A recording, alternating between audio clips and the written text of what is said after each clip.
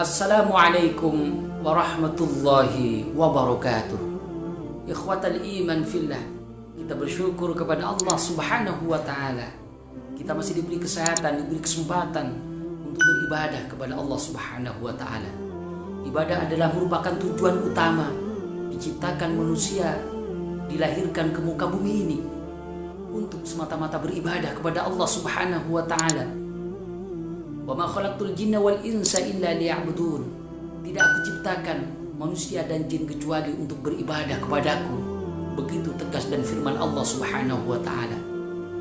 Ada 3 orang laki-laki datang kepada istri-istri Rasulullah sallallahu alaihi wasallam, ingin bertanya bagaimana semangat beribadah Nabi Muhammad sallallahu alaihi wasallam ketika tujuan Allah melahirkan ke bumi hanya untuk beribadah kepada Allah subhanahu wa ta'ala. Karena Nabi Muhammad adalah makhluk yang paling dicintai oleh Allah subhanahu wa ta'ala, makhluk yang sangat mencintai Allah juga. Dan ini benar-benar ingin dibuktikan oleh 3 orang datang kepada istri-istri Rasulullah sallallahu alaihi wasallam, ingin bertanya tentang bagaimana semangat ibadah Nabi Muhammad sallallahu alaihi wasallam. Pada saat dikabarkan, diberitahukan bagaimana kondisi beribadah, semangat beribadah Nabi Muhammad sallallahu alaihi wasallam oleh istri-istri Nabi, dan kemudian 3 orang ini seolah-olah menganggap kecil terhadap ibadah yang dilakukan oleh Nabi Muhammad sallallahu alaihi wasallam.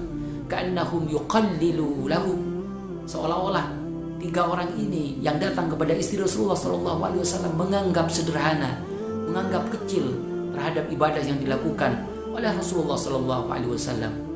Maka kata 3 orang ini, kalau kita tidak bisa meniru Nabi Muhammad sallallahu alaihi wasallam, karena Nabi sudah diampuni dosa-dosa yang telah lalu dan dosa yang akan datang. Wa qad ghufira lahu ma taqaddama min dhanbihi wa ma ta'akhkhar. Begitu ungkap 3 orang yang datang kepada istri Rasulullah sallallahu alaihi wasallam. Orang yang pertama mengatakan, kalau saya karena berbeda dengan Nabi, ana usolli al-laila, saya ingin melaksanakan sholat sepanjang malam, terus beribadah kepada Allah subhanahu wa ta'ala, melaksanakan sholat. Kemudian orang yang satunya lagi mengatakan, ana asumu wala uftiru, saya ingin berpuasa dan tidak ingin berbuka. Berpuasa, beribadah terus menerus hanya untuk Allah subhanahu wa ta'ala, semata-mata untuk beribadah kepada Allah subhanahu wa ta'ala. Yang ketiga mengatakan, ana a'tazilun nisa'a walam atazawwaj, saya ingin jauh dari perempuan dan tidak ingin melangsungkan pernikahan. Ikhwatal iman fillah, mendengar perkataan 3 orang ini yang datang kepada istri Rasulullah sallallahu alaihi wasallam, mendengar lalu kemudian mengatakan kepada 3 orang ini, antum qultum kadza wa kadza, apakah kamu yang mengatakan demikian ini? Bertanya kepada istri saya tentang ibadah saya, lalu kemudian dianggap kecil. Lalu kemudian Nabi Muhammad sallallahu alaihi wasallam bersumpah, wallahi ana akhsyakum wa atqakum lahu, ana akhsyakum lillah wa atqakum lahu. Demi Allah, saya adalah hamba Allah yang paling takut dan paling takwa kepadanya, sehingga kami benar-benar melaksanakan ibadah sesuai apa yang saya contohkan itu. Ikhwatal iman fillah, jawaban Rasulullah sallallahu alaihi wasallam luar biasa.